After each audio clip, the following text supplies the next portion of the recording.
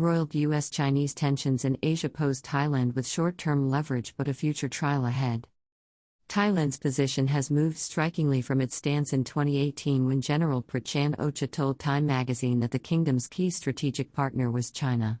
As China's impatience begins to show concerning the stalled high-speed rail link connection between Thailand and China's southern provinces via Laos, the kingdom has moved closer to the United States and also, of key significance, Japan. Tensions in the Indo-Pacific between the United States and China are rising fast, with a warning on Monday from the Chinese foreign minister of ferocious storms if Beijing's sovereignty over Taiwan is breached. This comes after weeks of intensive diplomatic activity with twin visits by both the U.S. Secretary of State and the Chinese top diplomat to Bangkok, with U.S. envoy Antony Blinken promising investment by American firms of $2.7 billion after Thailand signed a memorandum of understanding binding it to the U.S. Indo-Pacific Economic Framework. The kingdom also signed a joint communique where both countries committed themselves to promote democracy and democratic principles in the development of the region. Intense diplomatic activity over the last few weeks saw the Foreign Minister of China Wang Yi, left, and the U.S. Secretary of State Antony Blinken, center, visit Bangkok for meetings with Prime Minister Prayut Chan Ocha and Thailand's Minister of Foreign Affairs Don Pramudwinai Right. However, there are signs that China's frustration with the current situation is waxing while U.S.-Chinese tensions have risen even further over Taiwan, with more Chinese aircraft entering the island's airspace. As tensions between China and an alliance that is forming to counter and contain it led by the United States in the Indo-Pacific grow, Thailand is moving closer to a tipping point when it may have to decide which side it is on, even as Bangkok continues to play its perfected diplomatic art of balancing and playing off competing powers to such an extent that it has given the kingdom new leverage with which to further its short-term diplomatic and economic goals. On Monday, China's Foreign Minister Wang Yi, speaking to the ASEAN Secretariat in Jakarta, Indonesia, lashed out at both the United States and Taiwan as he warned that any move to abandon or weaken the One China principle by which Beijing wields theoretical sovereignty over the self-governing island would lead to dark clouds or even ferocious storms. Foreign Minister Wang Yi accuses the United States of using Taiwan to disrupt China's advance in Asia.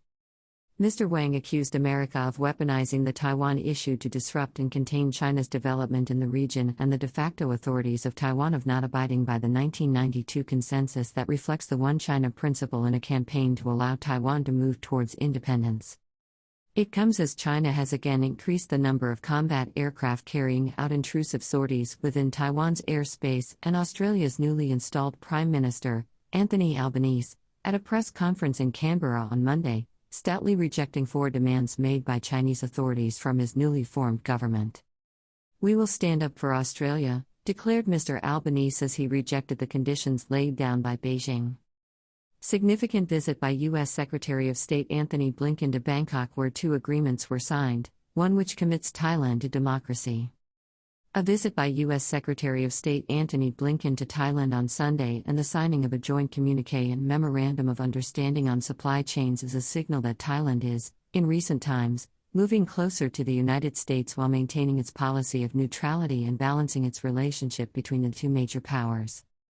The difference is that as rivalry intensifies in the Asia-Pacific between China and the United States, Thailand has emerged along with Singapore, Vietnam and Indonesia as a key player in this battle for influence over the region's economic and geopolitical future. U.S. firms to invest $2.7 billion in Thailand. On Sunday, Mr. Blinken announced that U.S. firms have already pledged to invest $2.7 billion in projects linked with the participation by Thailand in the new American Indo-Pacific Economic Framework, which Thailand signed up for following the ASEAN-U.S. summit held in May in Washington, D.C., where the U.S. administration briefed Southeast Asian leaders of the bloc on the plan, which involves bilateral trade and supply chain agreements between the United States and its key partners in Asia, including Japan and South Korea. On Sunday, Mr. Blinken also told reporters that some of these investments include Biocircular Green (BCG) initiatives. He was speaking at a meeting with Thailand's Foreign Minister Don Pramudwinai where the 2 documents were signed. He had earlier met with Thai Prime Minister Prayut Chan Ocha at Government House, where he had at first to pay a courtesy call. Intense diplomatic activity with China and Thailand accused of giving legitimacy to the Myanmar junta. Mr. Blinken flew in on Sunday from Bali in Indonesia, where he attended the G20 meeting for foreign ministers.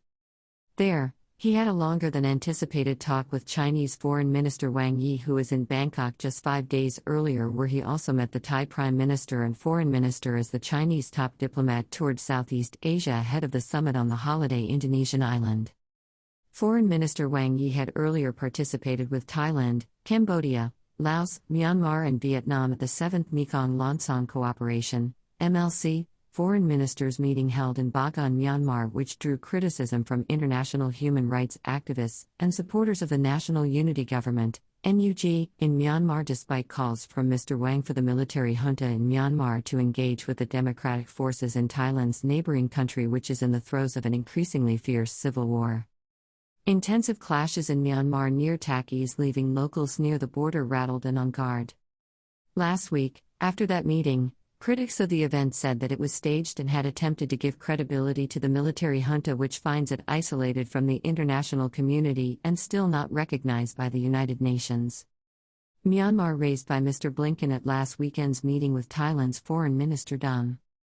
The situation in Myanmar was raised by Secretary of State Mr. Blinken during his meeting with Thailand's Foreign Minister Don Pramudwinai on Sunday, when it was referred to in the context of the joint communiqué between the two countries, which described democracy and democratic principles as essential to the shared vision which Thailand and the United States have for the region.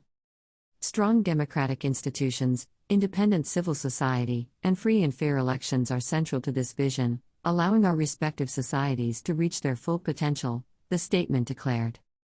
The U.S. statesman also took the time to meet Thai-based youth representatives from Myanmar who are calling for tougher action by the international community against the junta, which seized the reins of government on 1 February 2021 after 10 years of an experiment with democracy. At a press briefing following that meeting, Mr. Blinken highlighted the growing friendship between Thailand and the United States, with the kingdom being America's first ally in the region, a relationship that goes back 190 years. Thai-American relationship goes back 190 years. Referring to Thailand, Mr. Blinken said, "We have an ally and partner in the Indo-Pacific of such importance to us in a region that is shaping the trajectory of the 21st century, and it is doing that every single day." The official visit by the Secretary of State to Thailand comes after a visit by the U.S. Secretary of Defense Lloyd Austin in mid-June, in which Mr. Austin reminded reporters that Thailand and the United States are military allies, as well as having a long relationship with cooperation between Thai and U.S. government agencies stretching back decades across a broad spectrum of activities from policing to health management and higher education. Change from 2018, when Thai Prime Minister Prayut Chan Ocha termed China as the #1 partner of Thailand. The current engagement by Thailand with the United States is a long way from 2018, when Thai Prime Minister Prayut Chan Ocha told Time magazine that China was the country's most important strategic partner.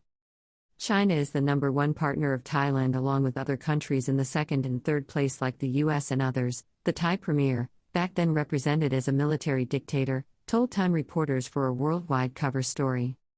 Thai PM confirms China as Thailand's #1 partner.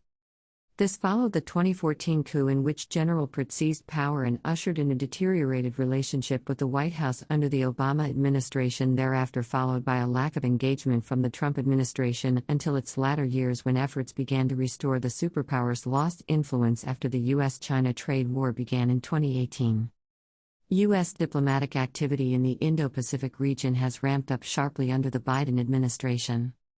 Under President Biden, the dynamics of U.S. diplomatic activity in the region have been ramped up in response to rising tension between China and the United States, particularly over Taiwan. Last week, when Chinese Foreign Minister Wang Yi visited and held talks with both the PM, General Prayut, and Foreign Minister Don, he paid particular emphasis to the stalled high-speed rail project designed to link China's Yunnan province in the south of the country and Thailand through Laos. Progress on the project, which is being funded by Thailand itself, has been glacial despite promises from the Prime Minister last Tuesday to undertake renewed efforts to make sure the project is completed on time. Beijing promises to open an economic corridor. Its foreign minister says Chinese and Thais are siblings.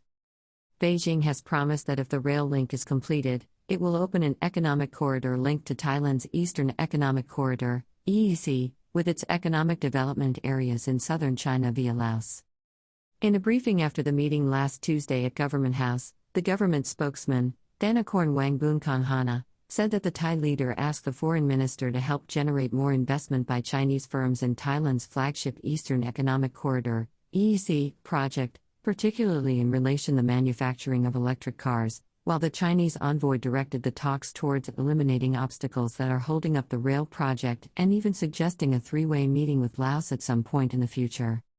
China's top diplomat reminded his hosts of the ties that bind the kingdom and its communist neighbor to the north, something also reflected in support for China among the kingdom's business elite at this time. The aim of building corresponds to the saying China-Thailand are not strangers, but siblings. It will make our relationship even stronger, Wang Yi declared. I think the people of the two countries will believe in our attempt to develop closer ties. China appears to want to redirect trade away from shipping lanes to land routes through its territory. The Chinese foreign minister emphasized stronger engagement with Thailand regarding trade and, in particular, the transportation of goods through the China-Laos rail connection both to China and onwards to European markets. Our aim is to push forward logistics, trade and investment to develop these industries in all three countries, he outlined. This was picked up on by Mr. Sithiphan Kruaratikan, the director of the Berkeley Institute of East Asian Studies, which is linked with Berkeley University in California, in an analysis of the meeting and the current state of affairs regarding Thailand's relationship with China after the meeting last week. He was being interviewed by the Bangkok Post newspaper. Top expert detects frustration over the slow pace of progress on the Thai-Chinese high-speed rail link. Mr. Sithiphan detected frustration from China at the lack of progress on the Thai-Laos high-speed rail link, describing it as critical to Beijing's signature Belt and Road project to improve connectivity not only between China and Thailand but also between China and ASEAN. China's Belt and Road now knocks on Thailand's door to the north, but is the kingdom on board? The talks about Thai-Lao-Chinese cooperation and Thailand's Eastern Economic Corridor, EEC, imply that China wants the government to speed up and complete the rail link, he outlined. He highlighted China's goal of reducing the region's dependence on maritime channels of transport given the increased risk of a military conflict in the East and South China Seas. He also interpreted remarks made by Mr. Wang last week regarding Thailand's hosting of the Asia-Pacific Economic Cooperation, APEC, summit in November when it called for a focus narrowly on economics. China seeks Asia-Pacific Economic Cooperation, APEC, summit to focus narrowly on economics. He saw this as a subtle hint that China does not wish to see a broader agenda which may include disputes in the region which involve China or tensions over the war in Ukraine, which is impacting every country worldwide.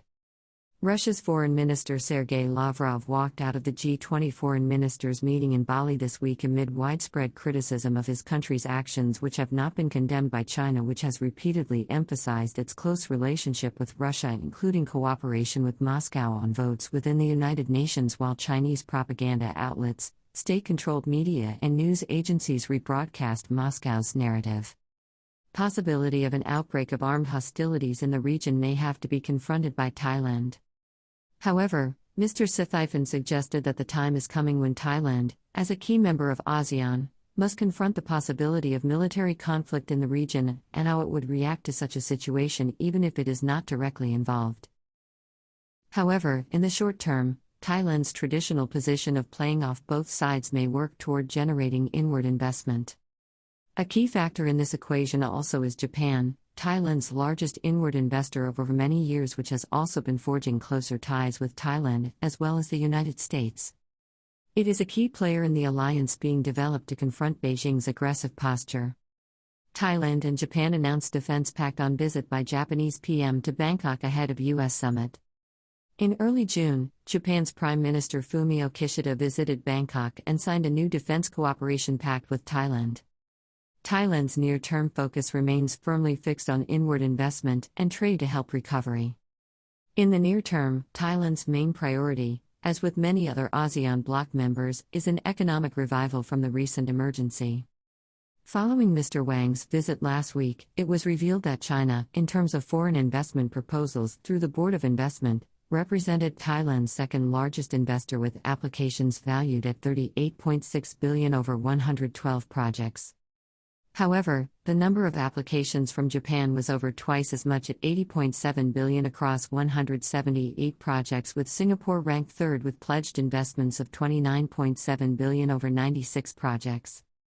The projects involved were mostly in the traditional industrial sector that has been the mainstay of Thailand's economy, such as electronics and electronic appliances, petrochemicals and chemicals, and the medical industry. Thailand's largest export market remains the United States at 14.5% of $35.5 billion, followed by China at 12.4% or $30.2 billion, and in third place Japan at 9.55% or $23.2 billion.